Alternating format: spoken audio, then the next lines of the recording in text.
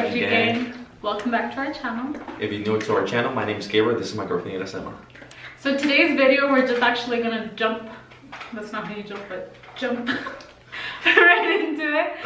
So basically, we wanted to make this video just to talk about, like a life update, where Gabriel's at with recovery, kind of a little bit of everything that's going on in our lives right now.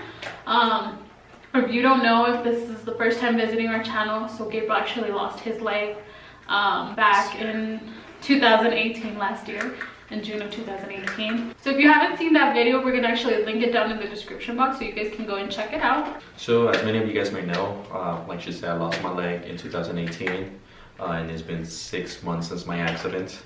And after that, it's been actually 2.5 months roughly since I've gotten my prosthetic leg. So 2018 ended up being just really rough year for us, like I said, and we're trying to make 2019 a better year. But yeah, so basically, since the accident, as a couple, like, we've grown a lot. Like, so we've known each other for 9 years. We've been together for 5. So basically, we're high school sweethearts, and as a couple, we have grown a lot. We've become much closer. I feel like we were at a time in our lives where we were just so like used to it. It was just like something normal to us. It was just like a routine. And I feel like the accident has brought us more together. It has allowed us to cherish each other more and see the value that we have for one another. It was definitely hard because we went from being so independent to, like, you do your stuff, I do my stuff, and we just meet in the middle, to actually having to do everything together. And we literally, like, do everything together. So let me try to explain it. Yeah. So before the accident, I mean, we both go to school. She is studying nursing. I was studying criminal justice, and at the time of the accident, we had just graduated from college, and we were just finishing some credits just to complete her degree, which that's why during the summer I was still going to school, she was as well, and of course we have to work too. So it was just a regular routine every single day of, like, you wake up, you go to school, and then go to work, or you just go to work and then go home. And sometimes we would see each other, sometimes we wouldn't. And every weekend it was just like, okay, we need to focus on homework and get everything done. And then after the accident, I mean, everything changed. She was still going to school while I was at the hospital. I was only at the hospital for 1 week. After that, I went home. She actually moved into my house because she was the one taking care of me. She was the one who would stay up with me every single night because of the pain. She would take me to my appointments. She would just do everything. I was your nurse. Yeah, she was basically doing everything for me. Later on, about 3 weeks after the accident, that's when I decided to go back to school because I was still having classes and stuff. Throughout that time, I was just doing homework at home, all that kind of stuff. I wasn't working at the time. So then I decided to go back to school, and then a week after that, I felt comfortable enough to go back to work. So, like, everything was really, like, fast-paced for us.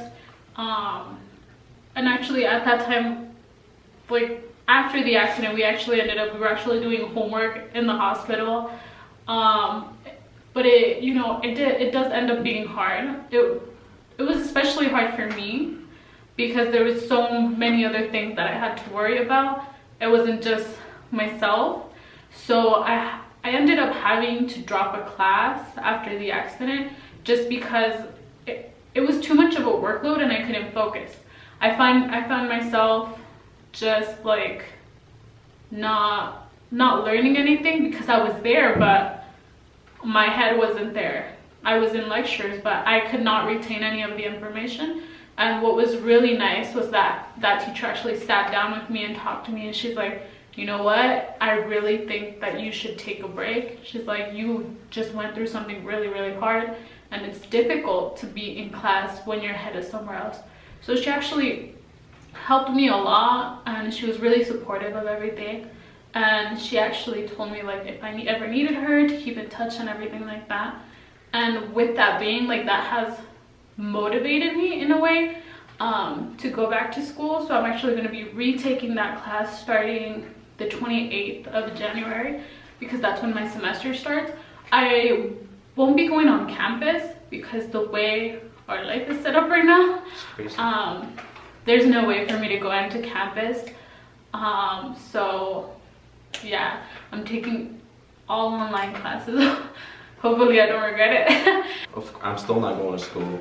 Like I said, we had just graduated with our associates, and we took that fall semester off because like I was going to work, but she was my ride all the time. I didn't drive yet because of course I have a manual car and I didn't have my left leg. So that was one of the obstacles that we had to go through, that we both had to take the semester off just for us to be financially okay with her taking me to work and with her going to work as well. After that, I started driving. That was one of my New Year resolutions, I guess. I started last year, barely driving my car, and I'm driving it now like every single day. So I'm really happy because of that, because now I'm more independent in that part, and she could actually go ahead and do her own stuff. Yeah, and like that first day that he actually drove to work, so I was so used to getting up and like taking him and coming back home. Like he got up and then he left, and I was just like standing there, and I'm like, well, what do I do now? But no, yeah, we're slowly and surely starting to get back into the hang of things. We definitely believe that 2019 is going to be better year, and great things are to come, both individually and as a couple. Like I said, I'm not going back. Probably I'll try to go back during the summer if we're financially okay, and not just necessarily financially, but like physically and emotionally, and like, because school gets tiring, like it burns you out, and there's times where you honestly need to step back and take a break from it, and that's just where we were. So another update that we're trying to share with you guys is that with me physically, I'm getting better every single day. I still have a lot of problems walking. Like I said, I've only had my prosthesis for 2.5 months the most, and I'm getting used to it, but there's still stuff that I can't do as good as I used to. I can't walk fast.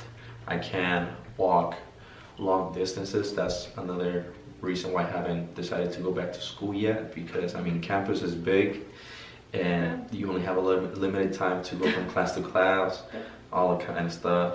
Another obstacle that I do have is stairs. That is one of the biggest one right now.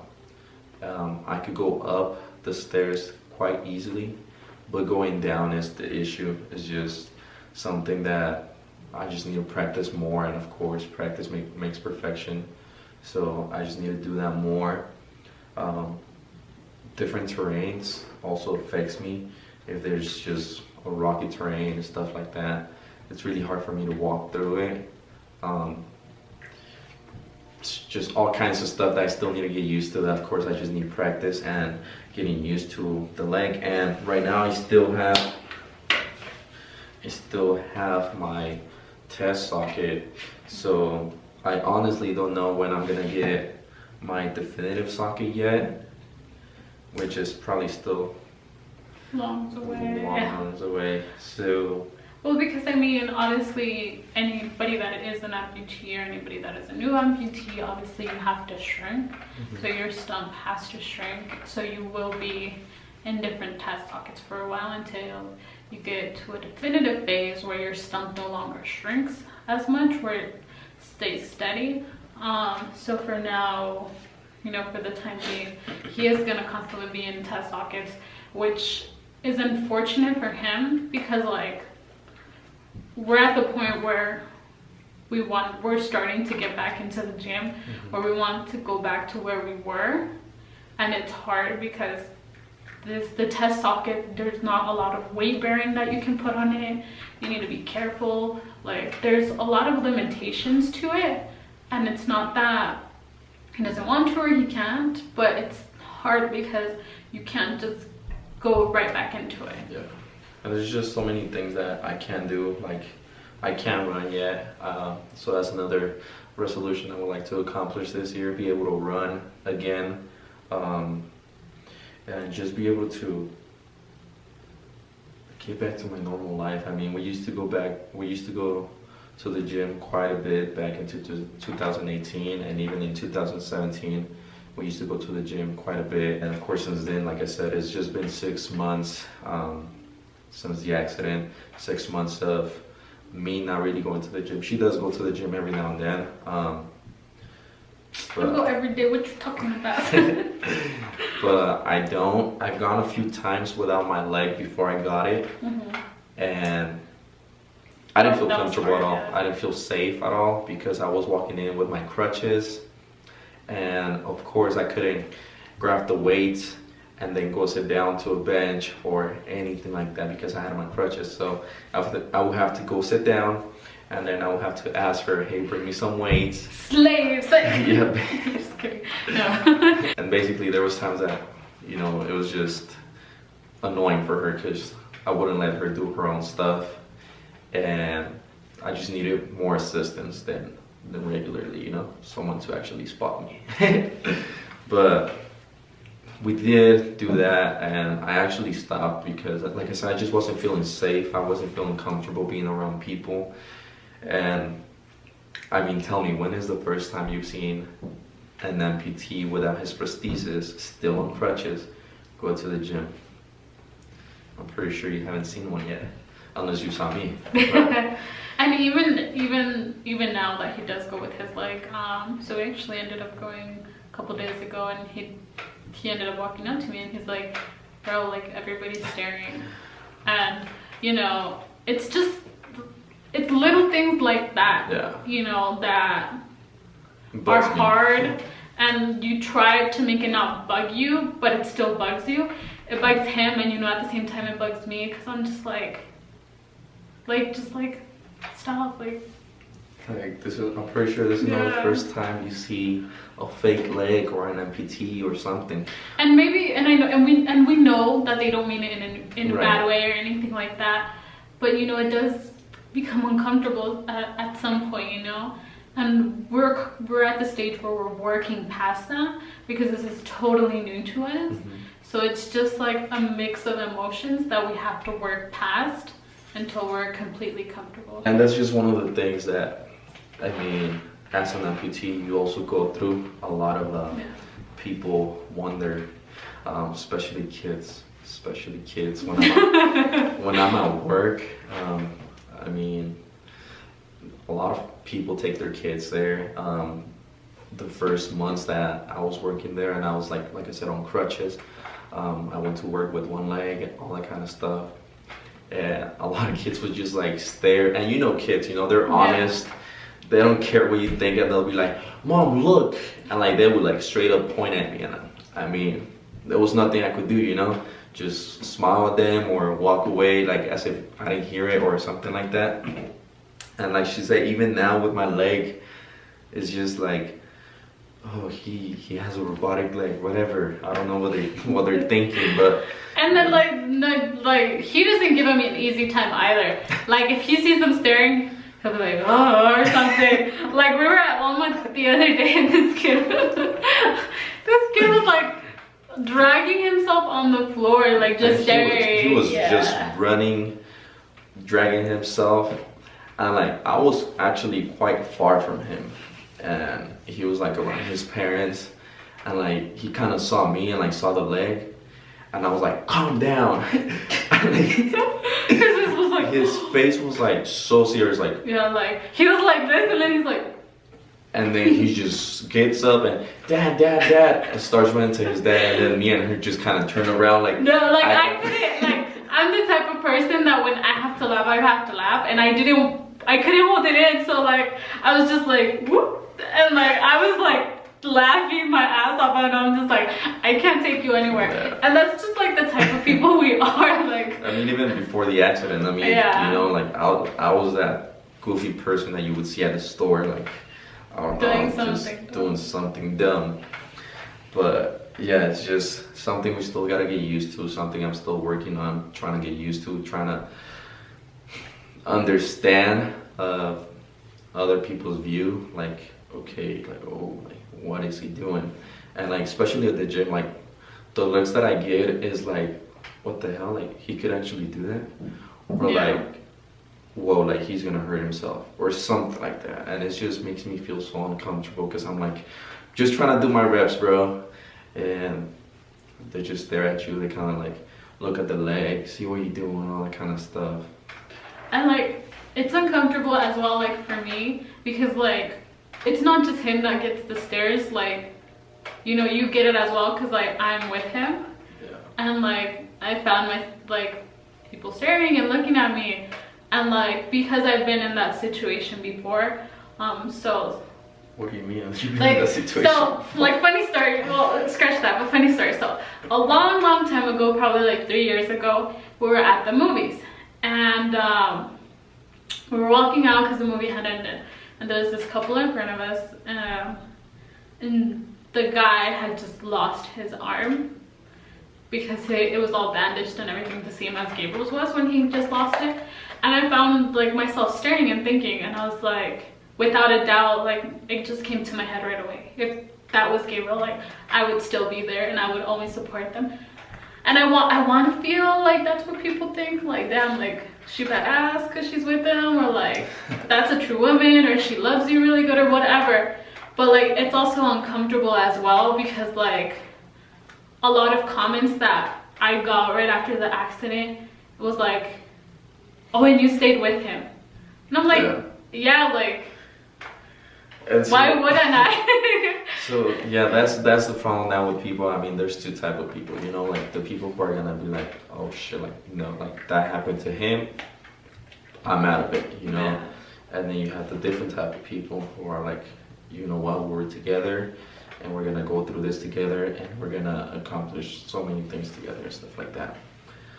So I mean, that's just how it is, and that's why, like, we wanted to share everything on YouTube, because I mean, we just want to make you guys realize that not everything is about being complete, not everything's about being the same. I mean, there's so many different people out there with so many different problems, and they are battling them together, and they are going through them together, and they are accomplishing so many things together. So that's what we want to do. That's why we decided to make a YouTube channel, to share our story, to possibly inspire people, couples, just someone single, I guess, I'm going through this. So now for our goals of 2019, what we want to accomplish out of this year. Obviously, we definitely want our channel to grow. This is something we really like to do. It's fun. It's something different, you know? Yeah. Like, and we want to like take you with us with like stuff that we do daily. But the thing is, like, we have our jobs, so it's very difficult at times, because it's like, we're always out at different times. Yeah. We go in at different times. We obviously have different days off. And of course, once you're out of work, you don't want to do something chill. You just want to relax. You want to we want to enjoy each other. So, you know, having a good time. I actually enjoy watching movies a lot. Yeah. So trying to film is actually pretty hard, but we actually just moved into our basement as a studio. So that's why you guys might see this a little bit different. It's more in our room. And then we got some nice lights. Yeah, so you got some good lighting. So a couple goals, like she said, we want our video to grow. We actually... Our channel to grow. Our channel. Did I say video? Yeah, you said it. Our channel to grow. We want to be constant. Like, we've been slacking here and there throughout just... Because you like, this is like a job too, like, it's hard sometimes to come up with content. That's just the reality. Yeah. And we just want to be constant, like every single week we want to post something. We want to upload you guys with some new content, with some life experiences, you know, like basically going into single goals, individual goals. I'm trying to be more active again like I used to, but right now I'm still very limited to what I can do. So we do want to show you guys like one of our workouts when we go to the gym, one of those days. Like I said before, I want to be able to run. I want to be able to possibly go ride horses again, which I haven't done in the longest. And obviously also go back to school. That is one of the most important things to me. I do have my associates, but I do want to continue my education with that. Possibly changing a major, since this does put me at a different level. So that's another thing that I need to put my mind to and try to figure out what I'm gonna do. What else? What about you? So let me clear my throat. So basically, my biggest goal for 2019 is self-love.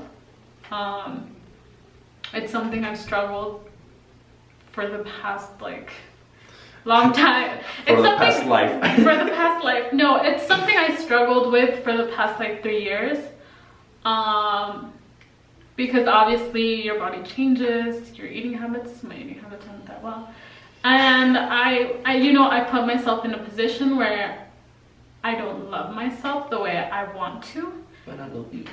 And I know, but even though you love me, I want to love me too. So that's my biggest New Year's resolution, is to learn to love myself the way I am and how I am, and also work on myself, for myself. Another big goal for me of 2019 was to go back to school. Obviously, I'm going back to school. I'm not looking forward to it, but I gotta get shit done. What do I want for you in 2019? To push past those limitations that sometimes you set for yourself. Yeah. Because there's times where he limits himself so much.